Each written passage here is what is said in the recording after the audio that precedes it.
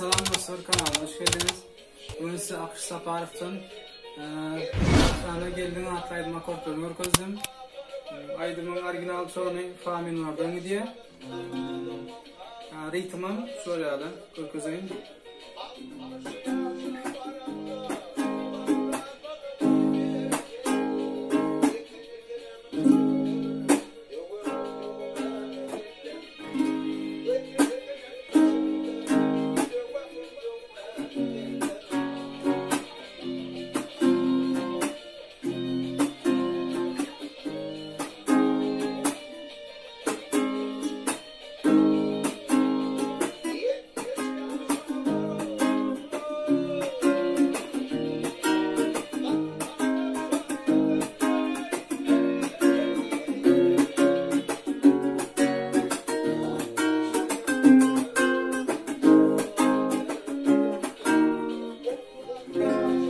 Videolarımız yaran olsa like koymayı ve kanalıma abone olmayı hayatdan çıkarma. Şimdiki videolarda kaysaydım akorun gelmeni isteseniz aşağıda belli etsin.